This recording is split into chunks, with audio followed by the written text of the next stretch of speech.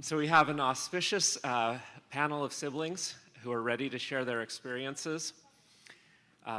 There's a short slideshow that we'll use to introduce people and get to know them. After the slideshow, we'll do kind of a round robin for our question and answer section. So go ahead and start the PowerPoint, please. There we go. All right, so first of all, Callan Ritzman, who is not here, was going to be on the panel, and we have much of what she was going to share with us available. She's from Davis. Her sister, Josie, was diagnosed in 2013. Unfortunately, as was said, Callan was sick earlier this week, and she's also in the middle of her finals for her senior year at UC Davis, so she decided not to attend the conference at this time. This is particularly unfortunate because she is on the conference committee and did much of the planning for this session. She would have loved to have been here in person. Also, it gives me a chance to sing her praises, which embarrasses her to no end. I'll try to keep that to a minimum in her honor. Here, go to the next. Oh, I can do that. There we go. Go ahead and play the video. Hi, my name is Callan, and my sister Josie has PLAN, and today I'd like to share just a little bit about what it is like to have a sister with NBIA. First of all, Josie is my best friend, and I have learned a lot from her, as I'm sure we've all learned a lot from our siblings. I have learned some random things though, like how to start a G-tube feeding, or how to clean a feeding tube, or how to let the air out of a feeding tube. I've learned how to transfer Josie from a changing table into her wheelchair, or to get her downstairs and get her into her stander. I have learned how to maneuver wheelchairs in tight situations, which is actually really helpful in grocery shopping. I have learned to turn off my sense of smell when I enter a room because of how many diapers of Josie's that I've had to change. And a sister like Josie is all I have ever expected, of course, since I'm only 3 years older than her. But one of the things that has always been challenging for me is explaining Josie to others. Often people ask me, do you have any siblings? And of course I'll say, yes, I have a sister. And they'll ask, is she older or younger? I say, she's younger. She's 3 years younger than me. And then I think, oh, they're going to ask, is she in college or what's she up to right now? And so immediately I say, oh, but she has a rare neurodegenerative genetic disease called neurodegeneration with brain iron accumulation. And my friend will just look at me like, huh? And so then I give some details like, oh yeah, she's in a wheelchair and she can't really talk that well, and she's like cognitively about the age 2 but a little bit more emotionally mature. And then I might give a few other details and my friend will just kind of say they're sorry and be like, oh, that's awful, that must be rough. And that's totally not the message that I'm trying to share. And so I find that the best thing to do is talk about how I connect with my sister. And I love talking about this because Josie has the best sense of humor. She loves to laugh at just about everything. If someone falls down, if someone burps, if someone just makes an outburst, Josie will find that hilarious.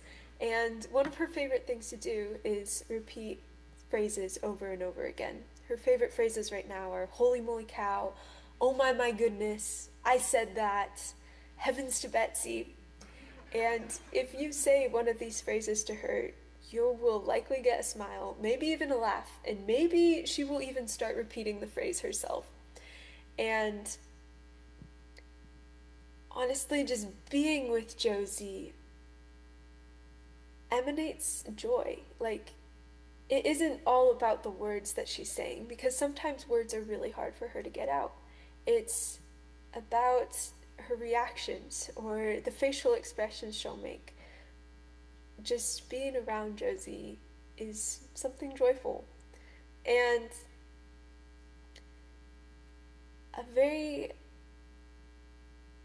hard thing about having a sister with NBIA is the degeneration aspect. And I find that over years I will feel like she's just normal, and then I'll look back a couple of years and see, oh, there has been a bit of change here. And it's kind of hard to see the losses. I remember when Josie was first diagnosed, I was so scared because it finally was like made clear to me what will happen eventually. And that was just really hard, and I'm not ready for that even now. But the thing about Josie is that really we have no idea what her timeline is. Sometimes she gets really sick. A few years ago, she was in the hospital like 5 times over the course of like 6 months, and I was really, really scared for her. But then she healed and she was okay again, and she was back to being herself. And so I suppose the way that I cope is sometimes denial, but sometimes just enjoying the moment and following Josie's example by living in the moment. Honestly, I am just so grateful to have Josie as my sister and grateful for all the moments that I have with her. And I really can't imagine my life without a sister with NBIA. Thank you.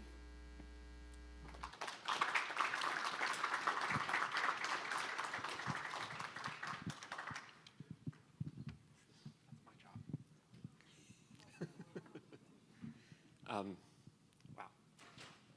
She's lucky she recorded it, so she didn't have to sit in front of everybody and say stuff on the fly.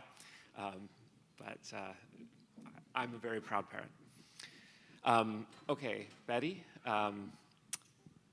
Betty Burke is from Pennsylvania. They prefer they/them pronouns. Their sibling Audrey was diagnosed with BPAN in 2016, and Betty and Audrey are 0 years apart. Betty, would you mind telling us about your sibling, what they're like, and what they like to do? Totally. Oh, it is on. That's so exciting. So Audrey's got BPAN, but she's not like, she doesn't look as much like a typical BPANer. She's got a really high capacity for movement. She will run away from you and she will chase you and beat you. She's got a high capacity for language, specifically insults. She is a hater through and through. So she looks very different. So my experiences are definitely different in that sense. Her hobbies include beating my father. Loves that. She really wants him gone. That, my parents' bed, that's her and my mom's bed. He should not be here. She loves boys so much. They're her favorite thing ever. She wants to talk about them all the time. She likes foreign boy bands. I don't know where she's finding these guys. They've been broken up for 20 years, and they still have like fan pages on YouTube, and that's where she gets all of it. And she keeps playing the same, she loves to play the same songs over and over and over again. If any of you need the lyrics to I Ran So Far Away by Flock of Seagulls, I've got them memorized, not by choice. She's kind of like a menace. She really has the capacity to intentionally bother people, and she uses that ability constantly. She's really good at it, and she knows what she's doing. She is so delightfully special in so many ways. She's like my bestie and my worst enemy.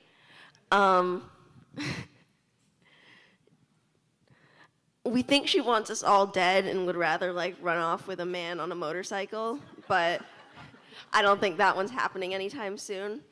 I think she'd probably be scared of the sound a motorcycle makes.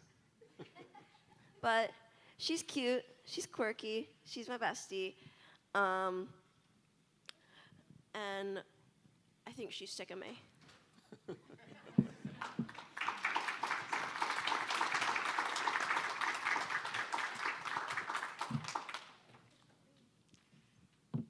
Ellie Kademus is from Auburn, Massachusetts. Her sibling Anna was diagnosed with BPAN in 2014.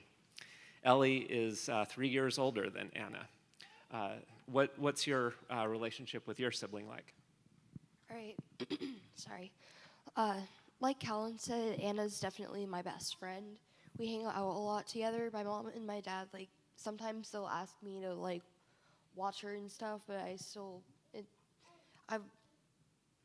I voluntarily hang out with her a lot. Okay, I know that sounds weird, but we hang out a lot together. She really likes watching me play video games. I mean, we don't exactly play together because a lot, but sometimes my family's a big fan of Stardew Valley, and she is too. She loves watching me play Stardew Valley together, and she's by far my favorite sibling. No offense, Libby. She's taught me a lot. She's taught me empathy. She's taught me just a lot of what I know today. She's taught me, like, that, she's taught me a lot about, like, not judging other people on the outside. And she's taught me a lot about, like, getting to know people before you judge them. I don't know where I would be today without her. Like, I don't know what kind of person I would be. I don't know, like, how I perceive other people. And I'm not saying I'd be, like, a horrible person if it weren't for her, but I'd definitely be I don't know how I'd be. I'd probably be a lot more annoying, but, you know. And we're both very, I guess, how I say, we're both very chill, so, like, we both kind of, like, go off of each other. Like, we both love hanging out, like, not, like, doing a bunch of, like, exciting things all the time. We both, like, just, like, being in each other's presence, and that's, like, we, like, go off of each other. And, yeah, we really get each other, and we're, like, really good friends.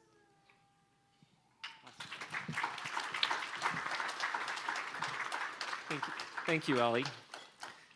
And finally, we have Della Riesbeck. Della is from Arkansas. Her brother, Brandon Richards, was diagnosed with PCAN in 2003. Brandon lives in Texas, and they are just 2 years apart. Do you want to tell us about this photo?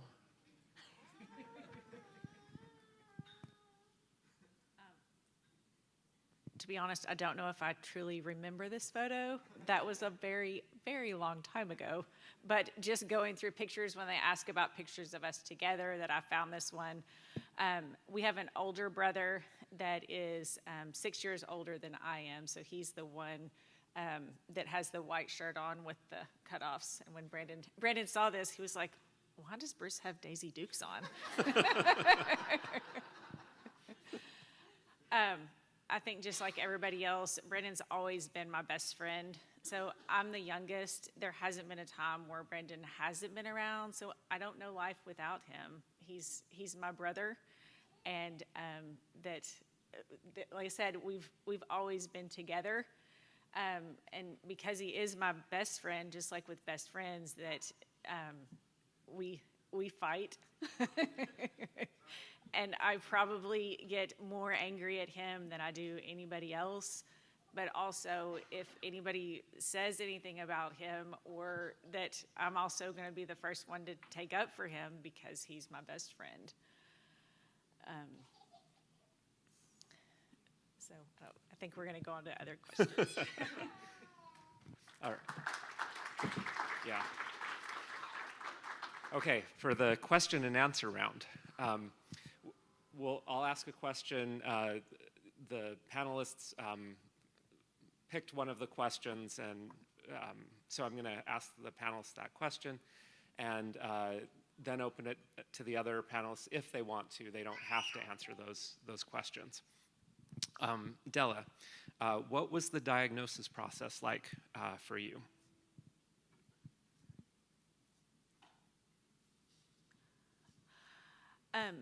Brandon had served in the Army. Brandon wasn't diagnosed until he was 28. So I had already had my college degree. I'm a physical therapist, and I work at a children's hospital. Brandon had already served in the Army and been serving in the Army for 3 years. And he was diagnosed because he was having severe back pain and spasms. He knew something was wrong, but we just didn't know what it was. The first neurologist that he saw had suggested that he possibly had cerebral palsy, which at 28, also be working at a children's hospital, that all of us, my mom included, were like, he can't have cerebral palsy because this wasn't here when we were children. This is something that is new and now showing up now. So the next doctor that he saw, and all of this was through the VA system, that saw the iron on his brain, and it initially thought that it possibly could have been copper, which would have been Wilson's disease, and that's treatable. But after he kind of did further research, he diagnosed him with Halliburton's Spatz disease, which of course we know was the name before it was called NBIA. And after that, we connected with the NBIA Association and with Susan Hayflicht and learned more about it. And I told Patty this morning, I am forever grateful for what this organization has done, just in us connecting, that us being able to come here every 2 years and like get to see people that are going through similar stuff to us is helpful. So I think, kind of like everybody else, that we have something, you see the degeneration, and some of it's relief when you first get diagnosed, but then also just that devastation that at this point there's nothing that we can do about it. Thank you. Thank you for that. Either of you two want to jump in, or we'll go on to the next? Okay. The next one I have is for you, Betty. How do you balance between your family dynamics and your own individuality? Finding individuality in a situation where your sister is like, or your sibling is born to be like rare and special, and like having something that makes them so different is like really tough. Like your sibling gets entire conferences about them and their disease, and parents like so often have this obligation to include the NBIA sibling in everything the other does. I have found a lot of my individuality like not here, to be frank. Here I am the sibling, I am the twin, it's how I'm introduced. Everyone knows me because of my relationship to Audrey. I have worked for a lot of my life to find places where I can be separated from that, where I am like seen as a person and not a product of my sister's situation. Notes again, they turned off. That's so mean.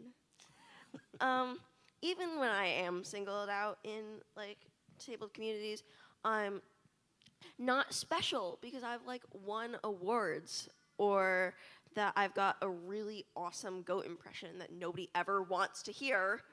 I'm special because I can handle my sister, because I can handle the situation that I grew up like this. My strength is often evaluated in the context of my family. And they say I am empathetic because of Audrey. It would be wrong of me to say that that is not partially true, and I could never say that I would be the same person, but I am constantly tied to her, whether I like it or not.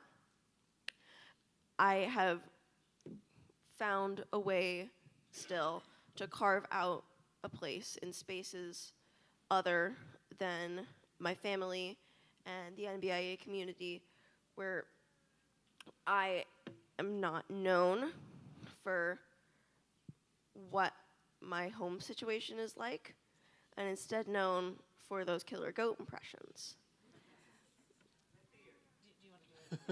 I could. There you go.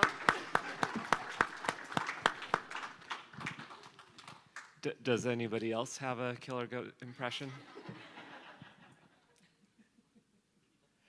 Ellie, for you, what are your favorite ways to connect with your sibling? All right. I mean, I already talked about video games earlier a little bit, but two of the biggest ways that we love connecting with each other is through going to the beach together and going to the movies. Well, watching movies. I mean, we go to the movies sometimes. Sometimes we stream, sometimes we, Anna loves the beach. She loves it when she laughs when the waves hit her feet. I always see her and my dad, and sometimes my dad, sometimes my mom. I always see them going and walking along the beach with her, and sometimes I join them, and it's a really nice experience.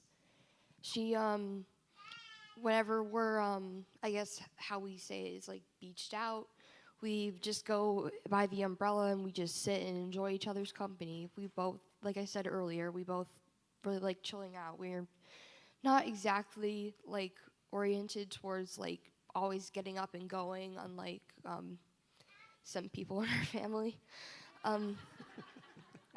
We like hanging out. We just like chilling, and we both just like sitting on the sand and relaxing and tanning. I mean, I'm doing most of the tanning, but And with the movies, we are both huge Disney fans. We both love watching Disney movies. Even if it's the same, even though she likes watching the same thing over and over again, it never gets old to me either. She loves watching Frozen and Frozen 2, Moana and Moana 2. She loves watching Encanto, which my mom always cries at. Sorry. And Tangled. I'm always captivated by those stories, even if it's just a kid's movie. And Anna's always captivated by the movies as well. She never gets bored of watching them. And honestly, neither do I. They're both a big part of us, and they both mean a lot to us. Thank you.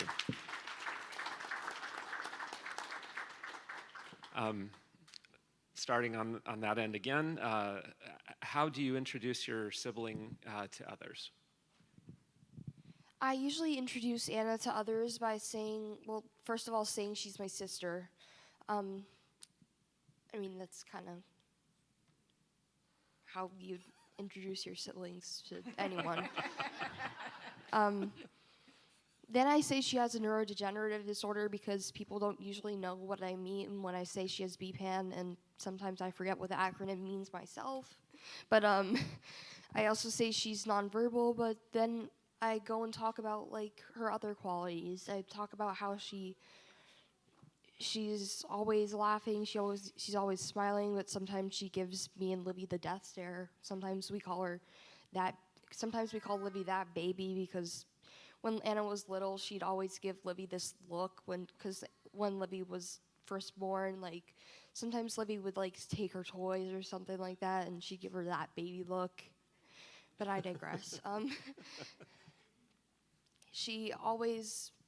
I tell them about how sometimes she pinches my neck, and I just tell them about like all the things that make Anna Anna, and how much I love her for that. Sometimes when they meet Anna in person, they're a little taken aback, which like, I mean, sometimes they're taken aback, which is like, I don't know. But then they get to know her, and two of my best friends, they've really, really shown me like, they like really, really like her. They're like her best friend. They like don't like see her as any different than like my other sibling. I mean, one of my friends kind of makes fun of my other sibling, and she doesn't make fun of Anna, but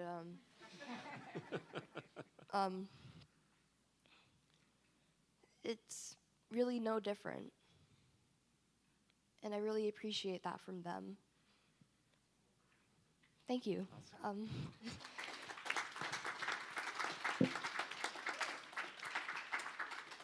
Betty, have you had any expectations about what your siblings should be like? And if so, were they? And how have they changed over time? Expectations have kind of been like a big central focus in my relationship with Audrey. She was my twin, so I didn't really like get that there was something going on. I was like, that chick's weird, but like, it's not really my problem. She's gonna be fine, you know? She was just like that when I was little. That's how I thought of it. Like, once I got to, I don't know, like 4 or 5, I was like, okay, there's something going on here. But still, it didn't really change the idea that, like, we were going to be doing all this stuff together. We were going to be, like, going off to college, and we were going to be, like, sleeping in the same room. We were going to be going on, like, sports teams and stuff together. And none of that just ever really, like, got to happen. Ooh. I'm blanking. Wow, that's so wonderful. I have so much to say. That's a problem. I have this like poem that I wrote for like some like school assignment, and I remember the last line really vividly because it kind of like just sticks with me. It was like an I wish, I want, I hope, I fear poem, like that kind of thing that they make you do. And I had written at the bottom that my greatest wish was that Audrey was going to end up being in the same grade as me. Because at that time, I still kind of had the expectation and the hope that, like, she would get better, that things were going to change. At this age, I've kind of realized that having any kind of expectations of what my life is going to look like or her life is going to look like is just not good for me because there's no way to predict it. I would rather have no expectations than have some and just continue to be disappointed and hurt. Yeah, a lot of it's probably a little bit different if you have like a big gap between you and your sibling, but I think a lot of kids had that idea where you just like we're gonna be like at least you were gonna be together. I don't know. I consumed twin media as everyone does, and I was like big into those stereotypes. You know, I was cute. I had whimsy. I still have whimsy. But that media really threw me for a loop. I think that was like my biggest problem. Like, parents, please don't show your kids twin media. It's gonna ruin lives.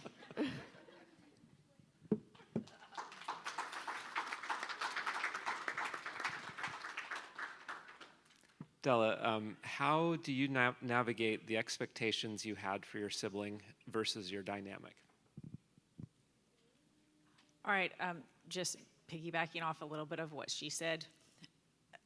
Brandon and I, after a certain age, we were always about the same size, and we loved dressing together, or dressing alike. Like we would put on a pair of blue jeans and put on a t-shirt that we had that was the same. And when we would go out, then everybody would be like, oh, look, it's twins. just trying to get extra attention. So yes, I fully get the twin dynamics. And it would embarrass my mom because then that drew extra attention to her. But expectations, I think a lot of what Betty was saying, that I always dreamed of having a super large family where we would have nieces and nephews, and we would all have big family dinners together. And the realization that that's not going to happen, that Brandon's never going to have children, and that's okay because that's where we are. I also wasn't able to have my own children until 40, and so it's just, it's what it is. So I had expectations that yes, we would grow old together, and that's happening. We are growing old together. It's just different. And discussing some of my expectations with my older brother, that he told me once, he said, and it's a quote, I don't know where the quote came from or who said it originally, but if you want to hear God laugh, then tell him your plans. And I think all of us probably have some of that, you know, we all had expectations for our lives, and now that here we are. So Thank you.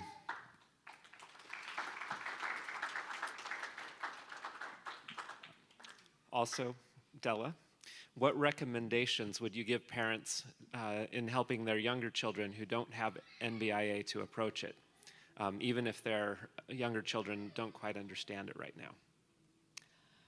now? So Brandon was diagnosed right before my oldest nephew was born, and he is now in his 20s, and he has a younger brother that just turned 18. And then I also have 2 young children, so they see Uncle Brandon and they know Uncle Brandon, and I think kind of similar to what Betty was saying, originally he's just Uncle Brandon at first, and then once they get to kind of to be a certain age, and I feel like it happened around probably 4, 5, 6, that it was, you know, why is he slightly different? Why does he fall all the time? That we kind of just started discussing in age-appropriate terms, that Brandon was just kind of made different, and so that was just the way that he was made once they were younger. And then as they've gotten older, that we've kind of described it a little bit differently, and discussed it a little bit more, again, just all age-appropriate terms. And this weekend, I've tried to discuss it some with my own children, and they've had a harder time discussing it. I think seeing everybody else, it has been a little bit more challenging discussing it. But also, when I talked to my 8-year-old about this question, then she said that she knows that Brandon has iron in his brain because we've discussed that, and that makes him different. But also to her, he's just Uncle Brandon, and so she said, I don't care what he has or anything, he's Uncle Brandon. So, and I think kind of the same thing, that they're loved because they're who they are. Thank you.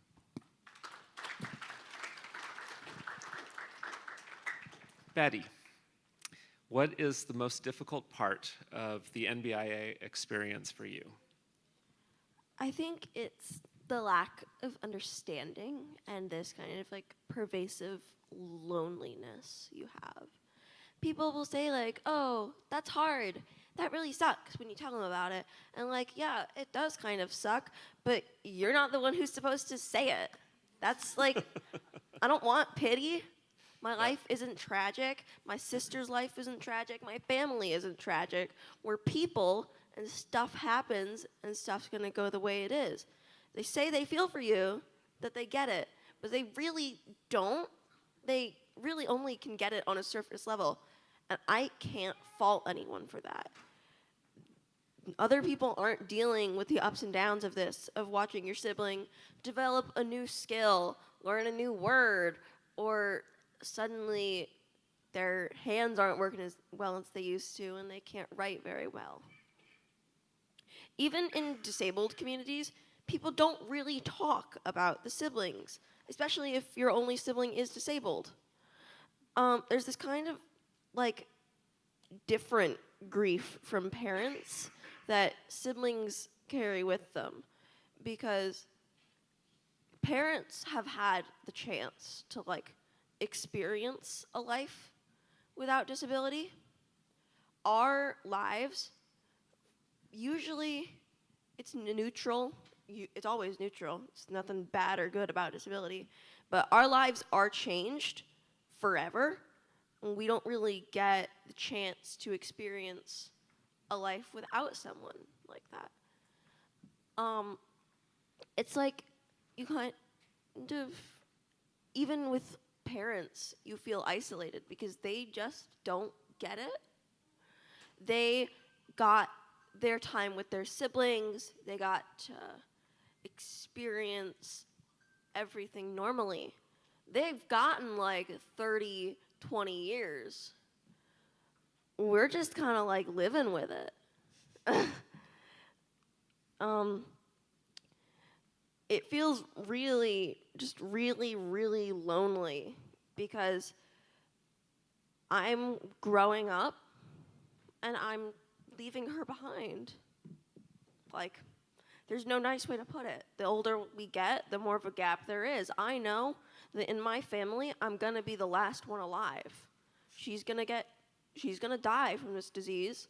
My parents are gonna die. I'm gonna be the last one. It's just gonna be how it is. And, you know, it's kind of tough to carry that with you. But I would say that that's the hardest part. I don't really have a nice conclusion to that. I'm trying to think of this as like an essay. I've got my thesis, blah, blah, blah, blah, blah. I'm not doing it very good, guys. I'm really bad at this. You are doing great.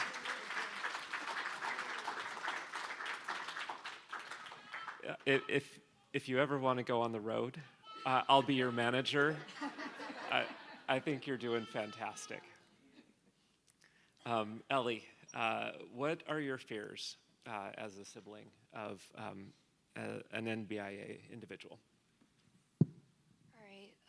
I guess one of my biggest fears is her dying, and I guess us not really being able to do anything about it. Like my dad said the other day, there was a point in time where it was like, oh, your kid's gonna die and there's nothing you're gonna be able to do about it.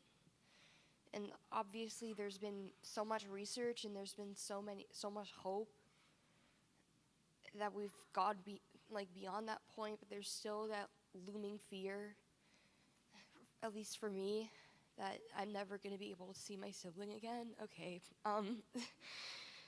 And every time she has a seizure, I know she's going to be okay, but it's just really, really hard to watch, and it really hurts, and it makes me worry that this is a really morbid thing to say, but it's going to be your last one or something.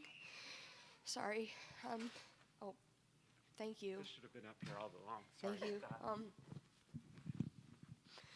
And I guess another big fear is when she starts, I guess, even though she's been doing really good as of lately, one of my biggest fears is all the stuff that's going to happen if she starts regressing.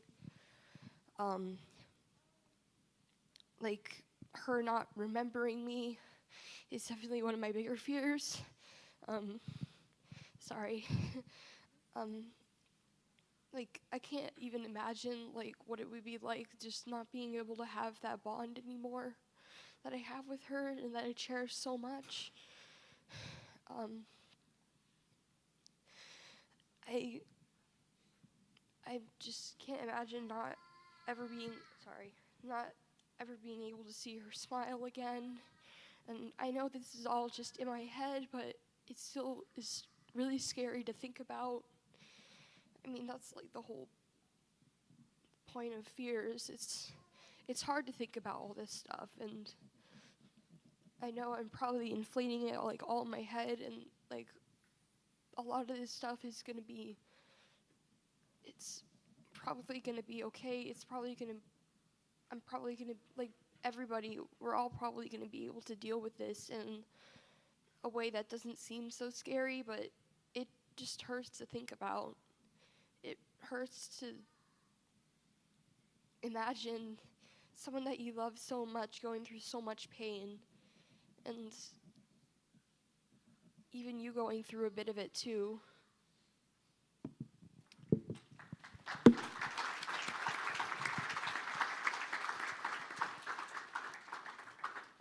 Thank you, Ellie.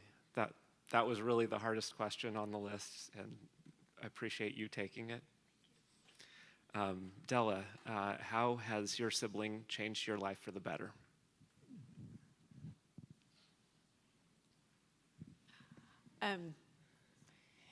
Like I said earlier, he's my best friend, but he's also always been up for adventure.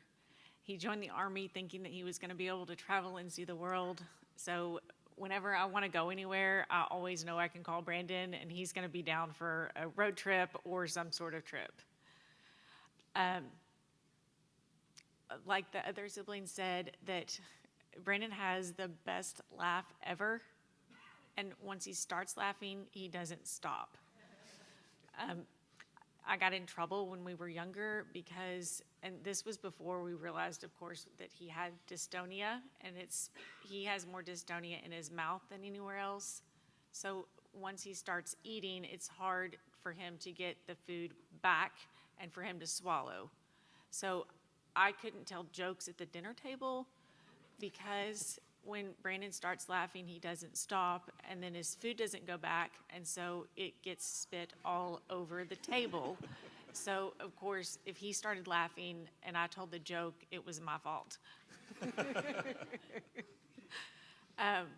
My daughter also loves to hear Brandon laugh, and so this has... She has also started this tradition. I don't think it's even a tradition, but she will also start this at our dinner table now. And so she'll sit at one end and Brandon sits at the other. And I think she purposely tries to find ways to make Brandon laugh. And you can hear him over here now because he also thinks this is funny. So, yeah, I've had some of the best times of my life with my brother. And I've also had some of the lowest times, but like I said, he's always down for an adventure, and he loves to go and do things, and I love his laugh. Thank you.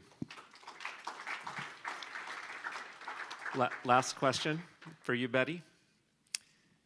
What advice would you give to other siblings? I've got a lot of it. I've got so many things We don't have to much say. time. I know. Okay. I know it's so awkward and uncomfortable to like ask, but if you want attention from your parents, just ask them. They understand that you're going through some stuff. They know that, but they're not really going to understand what you're going through if you can't talk to them about it. And that sucks to talk to people, but it's really important. You are not a bad person for wishing you weren't in this situation and for feeling hurt and any kind of resentment towards the life you have. The way you feel isn't something you can control. And so by definition and default, every emotion you have is valid and you shouldn't be feeling bad about that. Just because your sibling is disabled doesn't mean that you can't think they're annoying.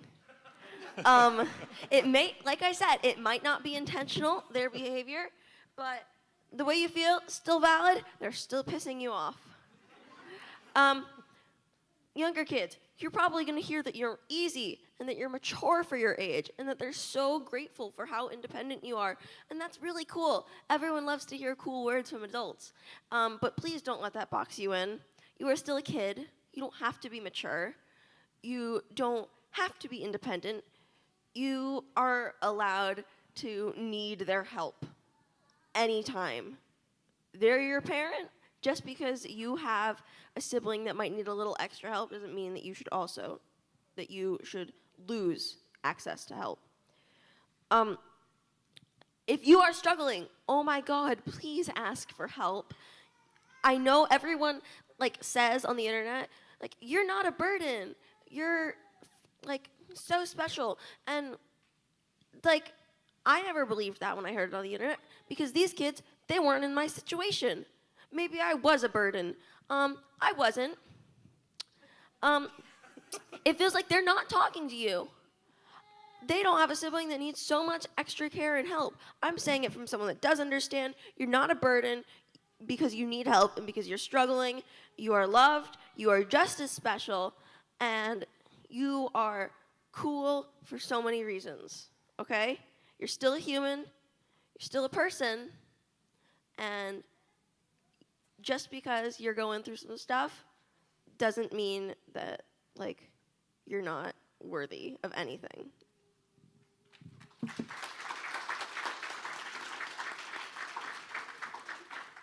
Thank you. Thank you, panelists. I get to conclude this session, which is awesome because this is where I get to embarrass Callan, who once again is not here, so I can go off a lot on this.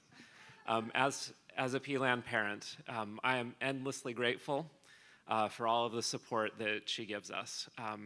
I also recognize how much she's had to sacrifice for her sister and for her parents. Josie needs the vast majority of our attention, and all too often, Callan gets left out. I also know that Callan's best qualities, like her endless empathy and her desire to support her sister constantly, they did not come from me. Whether she was born with them or they're a result of having a sibling with PLAN, I'll never know for certain, but what I do know is that she's amazing, whatever she decides to do with her life. In this community, I've discovered that Callan, amazing as she is not an outlier. All of the siblings are incredible people. Whether you're here on the stage, in the audience, or watching this on YouTube 20 years from now, I want you to know how much we appreciate you. Thank you all for your thoughts today. Really appreciate it.